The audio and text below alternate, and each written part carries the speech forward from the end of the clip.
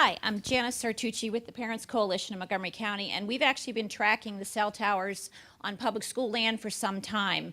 I might be the only person or one or two people that have ever been to a tower committee meeting.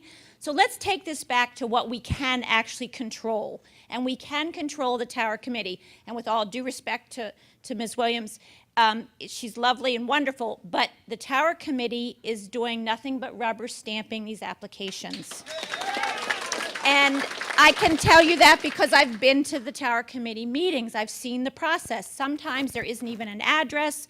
There's just longitude and latitude information. There isn't any detail. On the last agenda just recently, we caught applications for towers that weren't even in Montgomery County. They were in other jurisdictions. Do you have a question? My question is, what is the council going to do to enforce the law that exists with regard to the powers of the tower committee? They are actually tasked with, I will read to you, what is it? Oh, here, it's right here. With minimizing adverse impacts upon citizens. So first of all, we need the tower committee meetings to be open and easily attended. Right now, they're conference calls. The people call in and punch buttons and say yes to applications that they've never seen or that they're not actively reviewing. They take the tower committee consultants' information verbatim. There's no review. We've seen them pass on applications where the owner of the property has not consented to even build the tower, and the tower committee gives it a rubber stamp yes. So the council can control the tower committee. They can put the law in place and start clamping down on the existing legal review, and I want to know what the council is going to do about that.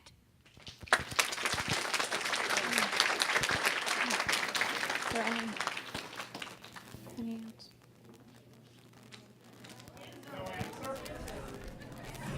Okay, so first off, the tower committee meetings are public meetings. Margie runs them, and they are run in person. Some of the members do participate by telephone calls, but they are available. The agenda is posted in advance.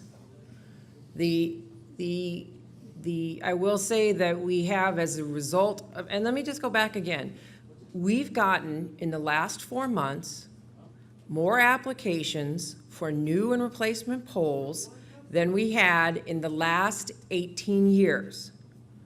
So it has caused us, in some places, to look at things that we had sort of been percolating in the background, and it's kind of brought them up to the fore.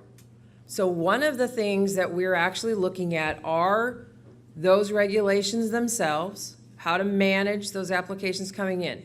But let me be clear that the tower committee exists primarily to determine, is there another location that you could use for co-location so you wouldn't have to build a new tower? Will what you're adding create any interference for an existing use? And for all the applicable zoning laws, are you complying with it? That is what the purpose of it is. And what ends up happening is, if somebody wants to do a purpose that they need a conditional use, the county uses the engineering review that the tower committee has done as part of that hearing. So what we're trying to do is also to be efficient so that you have an initial review that is looking at engineering. But the issues of any special exceptions to zoning, those are handled by the Office of Zoning and Hearing. Can I answer that too? I'm Lee Afflerbach. I'm the engineer that works on this project with this team from Columbia Telecommunications. We do go out and we have looked at every one of these sites. I think we've gone through all the Crown Castle sites now. We've gone out there, checked the coordinates, checked the addresses on them, some of the information, a lot of applications, so you can imagine there's a lot of typo errors, and it's a lot of work working those out in the field. I can personally tell you because I was out walking them one day. We also, as a part of that, actually checked the area for cell service. We've gone back to the service provider, in this case, Verizon, to look at the coverage in that area.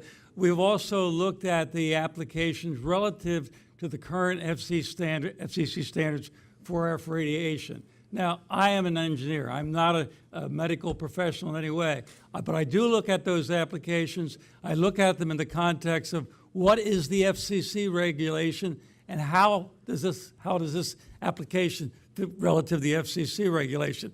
And what I found in all cases, we're talking about numbers of 5% of the FCC maximum or less. They're relatively low. Again, we're going through the, excuse me?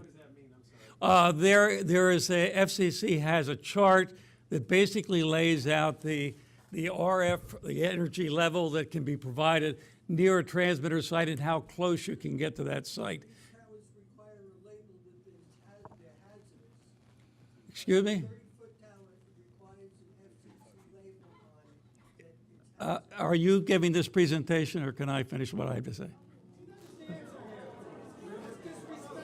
I am respectful. I'm trying to just finish. The question was, look, answer your question again. Okay, so I think the answer to that Jeff mentioned is within 5 feet, a label is required. We have another question here.